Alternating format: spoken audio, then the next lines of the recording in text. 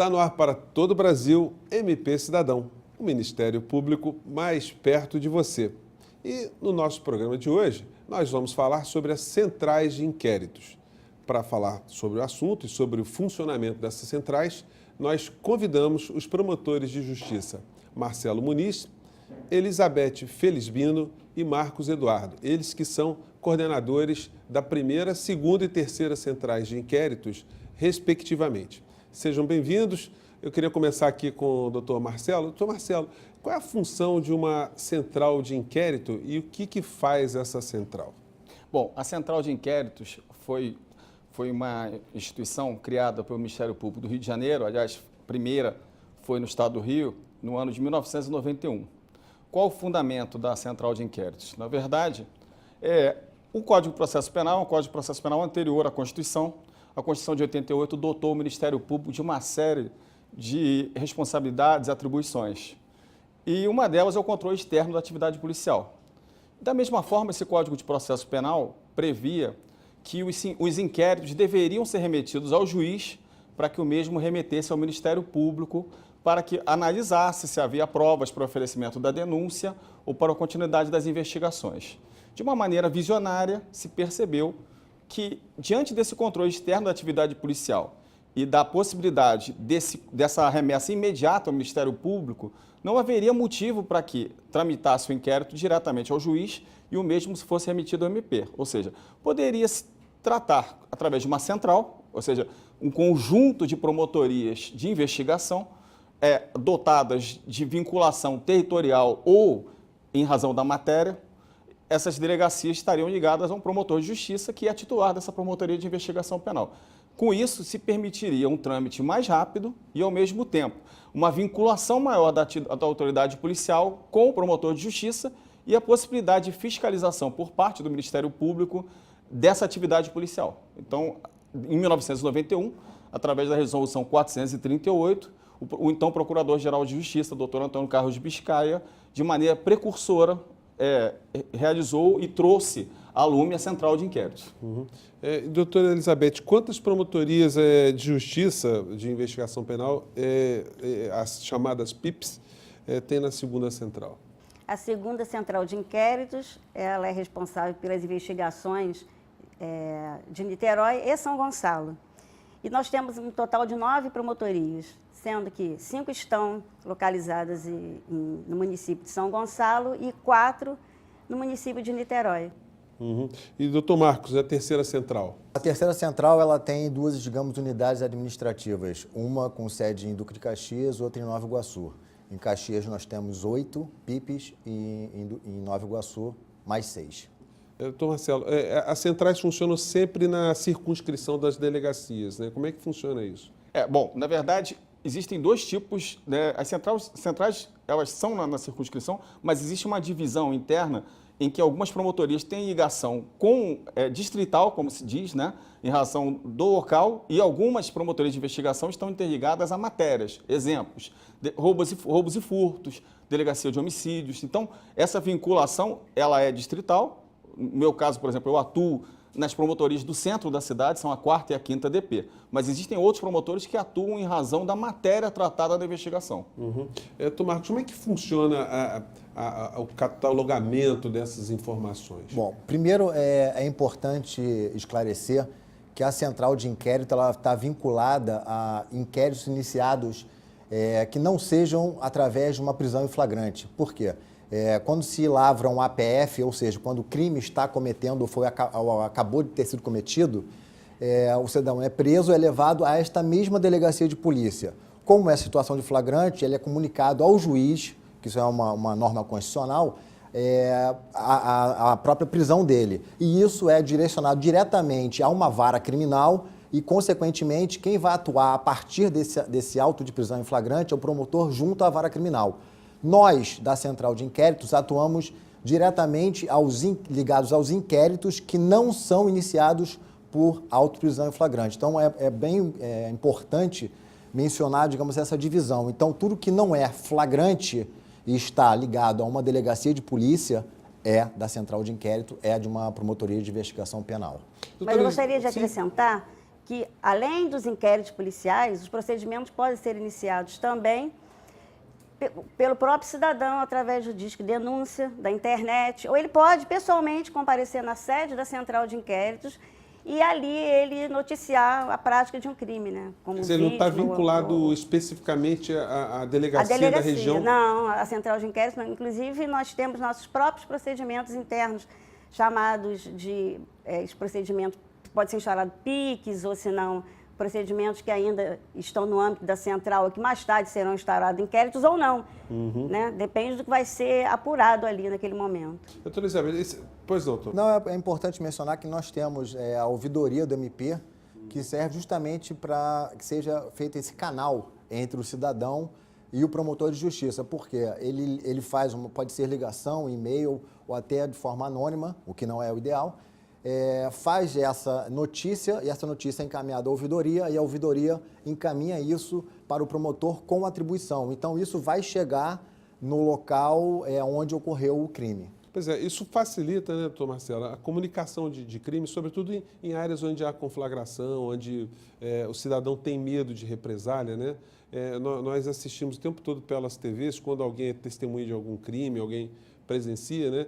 Se distorce a voz da pessoa, a imagem, para que ela não seja identificada, tamanho medo que as pessoas têm. Então, quer dizer, o sistema ele possibilita que o cidadão possa fazer uma informação de um delito sem se identificar também, né? Perfeito. Até mencionando o que já foi dito pelos colegas, é bom que se enfatize de que maneira se entrar em contato com o Ministério Público. É um critério até para se lembrar, o primeiro artigo da Constituição do Ministério Público, artigo 127, é exatamente o número que se deve discar para noticiar algum eventual fato ao Ministério Público. Nossa auditoria é 127. É algo similar à função que já exerce, por exemplo, um disque denúncia. Se noticia o fato e, eventualmente, se quiser até mencionar algo mais, depois dessa ouvidoria, é praxe eventual dos promotores que, se houver interesse, esse indivíduo vá ao Ministério Público e noticie de uma maneira mais formal, possibilitando até que seja ouvido ou remetido esse termo à delegacia para a instauração de um inquérito policial. Agora, doutor Marcos, nós temos quando eu estudei, a gente escutava sempre a existência de uma margem cinzenta da criminalidade, né? Muitos crimes que não são informados, né? Como é que essa é a realidade hoje? É fato mesmo que isso acontece? Existem, digamos, N fatores que levam hoje, principalmente hoje, na questão da violência, o aumento da criminalidade, do cidadão ter medo de até ir numa delegacia ou se expor, porque todo mundo sabe que os bandidos estão à solta e isso isso causa fator intimidatório, né? Com certeza. Então, é importante, aí faz um link até com a nossa ouvidoria, que a gente garante, se ele não quero me expor, ele faz o anonimato, através do anonimato, faz o 127, manda um e-mail, isso vai chegar, por exemplo, a mim, ou que eu sou o coordenador, eu encaminho a promotoria com atribuição, isso é importante dizer. Pode ser, por exemplo, a minha, digamos, a mulher que sofre violência do marido, de N formas de violência. Só que ela tem medo do próprio marido. Ela pode fazer uma ouvidoria, isso chega a mim e eu preciso de alguns dados. Se ela conseguir ou não tiver medo a ponto de colocar algum tipo de contato, eu posso entrar em contato com ela, chamá-la ao meu gabinete e conseguir maiores detalhes, porque muitas vezes isso envolve crimes graves, desde, por exemplo, um estupro, um homicídio de um familiar, ou ele é testemunha, e ele tem medo de se expor até mesmo na polícia. Então, por isso que nós temos essas, digamos assim, opções para que o cidadão possa entrar em contato diretamente com o Ministério Público sem precisar ir, por exemplo, fisicamente a uma sede policial. Bom, gente, o programa está muito bacana, a gente vai fazer um pequeno intervalo e você de todo o Brasil, não saia daí que a gente volta já já.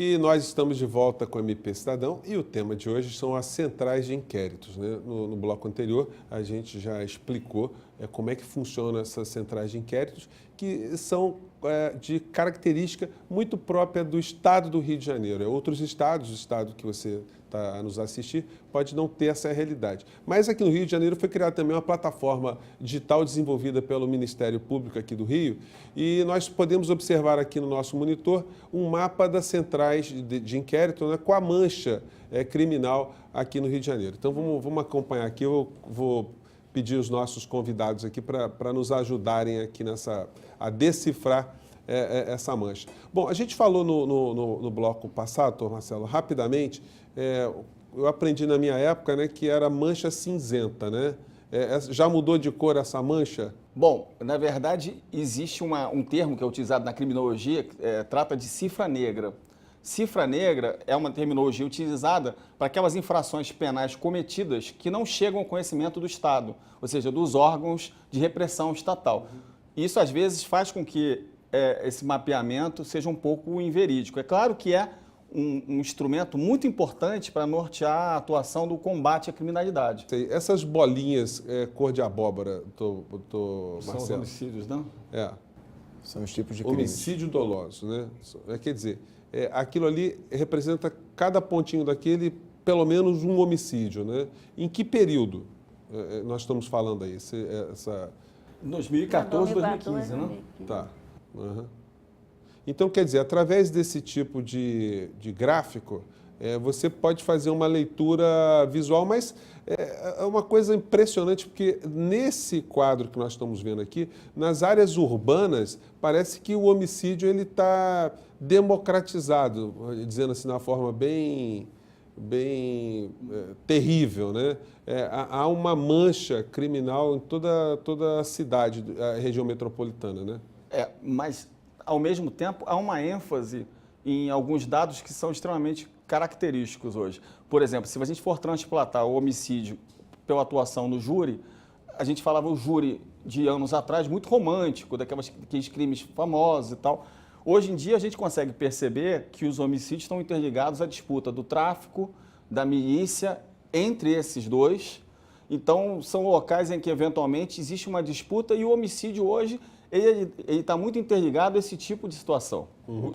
Aliás, doutor Marcelo, só para fazer um pequeno informe para o nosso telespectador, internauta do Brasil inteiro, se você quiser ter acesso a essas informações, você pode acessar no site do Ministério Público aqui do Rio de Janeiro, na página MP em Mapas. Você vai ter todos esses números aí, você que é pesquisador, você que é de outro estado, que queira implantar ou queira sugerir a implantação desse sistema no seu estado, você vai encontrar muito material de consulta por aí.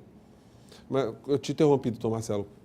Não, eu estava mencionando exatamente isso, que apesar de haver, entre aspas, uma democratização, que não é nesse aspecto um tema, inclusive, favorável, não se fala de uma coisa positiva, que a gente pode perceber que dissipa-se os homicídios, mas há uma grande ênfase nos locais onde há a milícia, o tráfico e a disputa entre eles. Uhum. São locais em que o índice de homicídio é bem mais alto. Agora, doutor Marcos, se a gente pudesse pegar um retrato do Brasil inteiro, a gente sempre vai ter uma realidade parecida. Ou seja, regiões onde há uma baixa urbanização, favelização, são áreas normalmente onde há uma incidência maior de crimes? A crise fez com que a criminalidade aumentasse diretamente. Então, o que a gente faz? O Ministério Público hoje criou essa importante ferramenta, é uma ferramenta moderna, recente, então ainda depende de atualizações e migração de dados.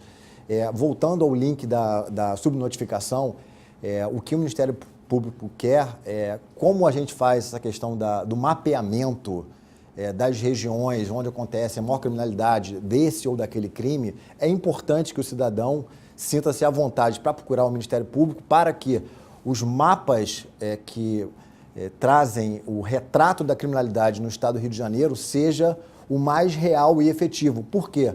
Isso implica necessariamente, por exemplo, a gente vê uma mancha maior nessa localidade. O Ministério Público pode entrar em contato com um batalhão e aumentar o policiamento daquela localidade. Isso faz com que, ou pode fazer, ou pode ser determinante para que o índice da criminalidade nesse local diminua ao longo do tempo.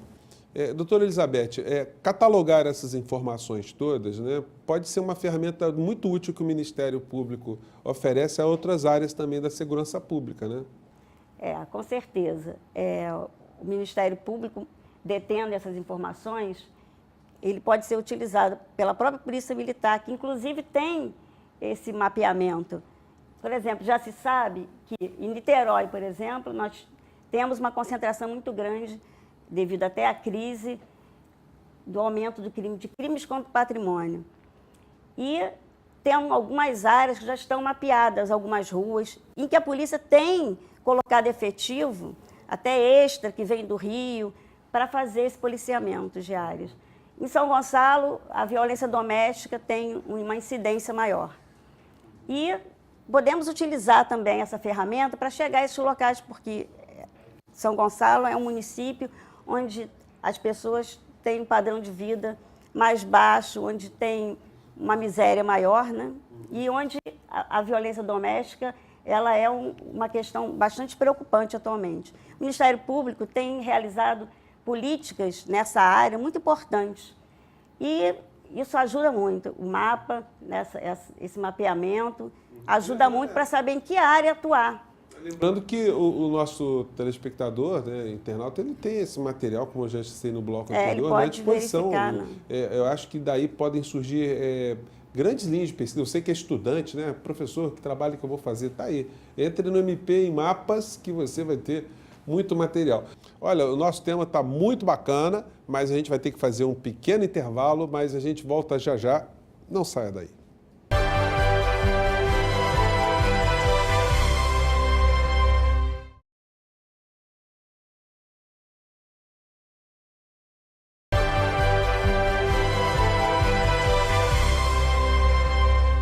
E nós estamos de volta com o último bloco do nosso programa MP Cidadão e hoje nós estamos falando das centrais de inquérito.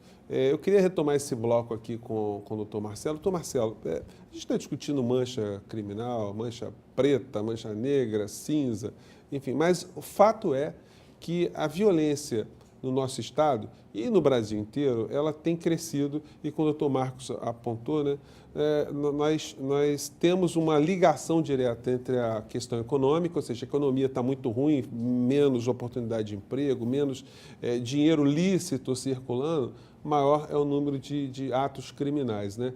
Como é que isso pode ser enfrentado? Só o Ministério Público dará conta de minorar esse problema? Não, de forma nenhuma. Eu acho que é importante se enfatizar que o trabalho de segurança pública, nem só o de segurança pública, é um trabalho isolado.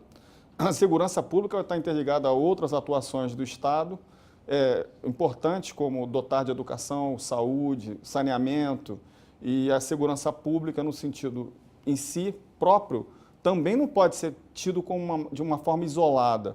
Não se pode entender que o Ministério Público tem uma atuação sozinho. Ao contrário, isso tem sido muito debatido, tem que se perceber que a situação das polícias, que são parceiras nossas, a Polícia Militar e a Polícia Civil, são situações ruins, exatamente em decorrência da situação econômica, principalmente do nosso Estado. Então, é totalmente perceptível que a atuação na área de segurança tem que ser uma atuação integrada, que esse planejamento não pode ser um planejamento isolado de determinada instituição, por exemplo, do próprio Ministério Público. Nós temos que ver a situação dos demais parceiros, ver a situação do Estado do Rio de Janeiro, a situação econômica. Isso tudo, na verdade, é um conglomerado, é um conjunto de dados que deve ser enfrentado de uma maneira uníssona. Doutor Marcos, as centrais de inquérito e esses dados todos, eles podem ajudar o Ministério Público a exercer uma atividade o controle da atividade policial, como é previsto na Constituição, né? Uma vez que os autos de resistência, enfim, mortes suspeitas provocadas com envolvimento de policiais são muito grandes? Sim, olha só, a própria criação da central de inquérito serviu justamente para tornar mais fino o controle sobre a atividade policial como um todo. Porque antigamente o inquérito tramitava via judiciário. E com a criação da central, o inquérito passou a tramitar diretamente entre a delegacia de polícia e o promotor de justiça. Então, só para esclarecer para o cidadão, como é feito o trabalho de uma promotoria de investigação penal. O cidadão ou alguém chega a notícia à delegacia de polícia sobre um crime. O delegado tenta apurar e remete o inquérito para o promotor de justiça. O promotor de justiça analisa e verifica se já há elementos para oferecer a denúncia, que na verdade é uma peça técnica do Ministério Público imputando uma acusação, né, a uma pessoa. Se não estiver pronto, o inquérito é devolvido para a delegacia e assim vai até o momento em que o Ministério Público, o promotor de justiça, diz está pronto para ser denunciado e oferece a denúncia junto ao órgão jurisdicional competente, que isso pode ser um crime, ou seja, doloso contra a vida, isso vai para o júri, pode ser um crime com uma pena um pouco maior, que vai para uma vara criminal, enfim. Essa tramitação direta entre Ministério Público e delegacia serve justamente para que o Ministério Público possa exercer de forma mais rigorosa o que está acontecendo na delegacia de polícia através dessa tramitação direta, o que algumas vezes não ocorre em outros estados, já que nós fomos pioneiros na criação da central de inquérito.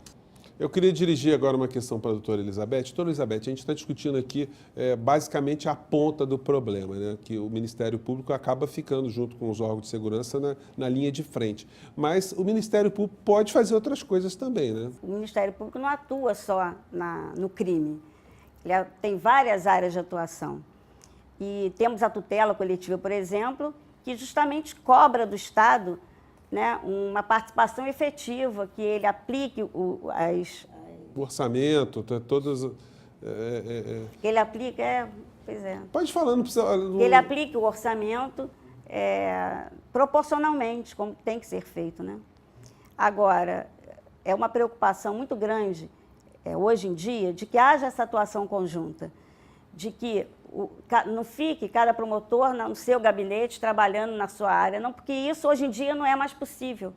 Doutor Marcelo, eu queria que o senhor completasse um pouco mais essa fala da doutora Elizabeth, dizendo como é que anda a situação do Ministério Público internamente também. Ela comentou aqui da integração do MP com outros órgãos, mas e internamente, como é que está o MP? É um tema bastante atual esse, inclusive foi objeto de uma reunião na data de ontem. A Subprocuradoria Específica de Planejamento está muito preocupada com uma visão isolada de cada órgão do Ministério Público, de órgãos de criminais, órgãos da área civil, da área de tutela coletiva. Hoje há uma nítida percepção de que a atuação do Ministério Público tem que ser feita de uma maneira conjunta. Se utiliza, inclusive, uma palavra bem significativa, que é de ilhas. Nós não podemos ser ilhas. Os órgãos de execução, nessas áreas, como nas demais áreas, não podem ter uma atuação isolada. Há que se ter uma atuação conjunta da instituição e, como foi mencionado pela doutora, é muito nítido que se perceba que, se não houver essa atuação conjunta e os dados, inclusive, que são tão preocupantes, eles serão tidos em cada área. A gente tem que ter percepção dos problemas como um todo, de que maneira resolver o problema de uma maneira conjunta. Da mesma forma que na área da segurança pública, que o Ministério Público não atue sozinho, atue com as demais polícias e tenha uma política comum. E se isso é tido em termos institucionais, ou seja, as demais instituições têm que atuar em conjunto conosco, tanto mais em relação a nós mesmos internamente. Doutor Marcos, e como é que é a relação das outras instituições com o Ministério Público nessa problemática toda? O Ministério Público oferece dados, mas há uma reciprocidade, a polícia colabora, a polícia entende que o Ministério Público é um agente colaborador? Sim, na verdade, nesse momento de crise, principalmente do Rio de Janeiro, existe uma colaboração muito grande entre a Polícia Civil, a Militar e o próprio Ministério Público. Porque os três órgãos fazem parte de uma finalidade comum. Porque a Polícia Civil recebe uma pessoa presa pela Polícia Militar que faz o policiamento ostensivo. A partir daí, instaura-se um inquérito policial e isso vai para o Ministério Público. Se as linhas, essa linha de Polícia Militar, Polícia Civil, Ministério Público não funciona bem, ou existe algum hiato ou algum problema, é logicamente que a acusação, a parte final, vai ficar capenga. Então, é lógico que existe essa integração e a maior vontade, principalmente nesse momento de crise em que falta, inclusive, coisas materiais para um exercício até mais digno do trabalho, que nós, Ministério Público, possamos unir as forças com a Polícia Civil e a Polícia Militar. E aí as centrais de inquérito têm grande importância, porque no início da sua criação, né, lá no início da década de 90, havia uma certa resistência dos próprios colegas e até da polícia em aceitar, né, esse tipo de investigação, que a investigação fosse realizada dessa maneira. Ocorre que, hoje em dia, a própria polícia percebe que as centrais de inquéritos aproximaram o Ministério Público da polícia e o trabalho começou a fluir de maneira muito mais efetiva e com a produtividade muito maior. Bom, quero passar aqui para o doutor Marcelo. Doutor Marcelo, esse modelo aqui do Rio de Janeiro é um modelo que está sendo utilizado em outros estados também? Sem dúvida. É bom que se esclareça que esse modelo no Rio de Janeiro já é um modelo, já tem bastante tempo, tem 26 anos. A resolução data de 9 de abril de 1991, a resolução 438. Foi o primeiro estado que implementou e depois do estado do Rio de Janeiro, diversos estados adotaram esse sistema que, indubitavelmente, parece ser o melhor. Por quê? Porque ele trata o inquérito, que é uma fase pré-processual, de uma maneira direta. Ou seja, e impessoal também, né? Impessoal e direta. Ou seja, o juiz ele não tem que participar dessa fase. O juiz vai ser provocado se houver alguma medida própria em que ele deva intervir. No inquérito policial, é muito notório no nosso sistema, que é chamado sistema acusatório, que o juiz não deva participar, até porque ele não deve, naquele momento, ter uma interferência na sua convicção. A sua convicção deve ser formada na medida em que, de um lado, o Ministério Público entenda que há provas para denunciar aquele fato e aqueles indivíduos ao judiciário, ou de outro turno, para exercer um controle, por via inversa, do arquivamento. Ou seja, se num dado momento se entende que aquele inquérito não tem mais como chegar a uma conclusão de autoria ou da existência do fato, é natural que se provoque o juiz e o juiz exerça esse controle, que na verdade é uma função anormal, não é um controle propriamente judicial, mas para se perceber se está havendo efetiva realização do sistema acusatório. Nessas duas hipóteses, não é natural que naquele momento em que o promotor esteja requerendo diligências, ou seja, que se faça uma perícia, que se ouça um indivíduo, não é natural que o juiz interceda quanto a isso. E essa visão inicial, que decorre exatamente do controle da atividade policial pelo promotor, e de outro turno, da necessidade dessa inter-relação direta entre o promotor e o delegado da sua área ou da sua especializada, é o melhor sistema, indubitavelmente. Gente, olha, a gente poderia ficar aqui discutindo mais tempo o nosso tema, mas infelizmente o MP Cidadão de hoje fica por aqui. Eu gostaria muito de agradecer a participação dos promotores de justiça, Marcelo Muniz, Elizabeth Felizbino e Marcos Eduardo, eles que são coordenadores da primeira, segunda e terceira centrais de inquéritos, respectivamente, aqui do Rio de Janeiro, do MP do Rio de Janeiro.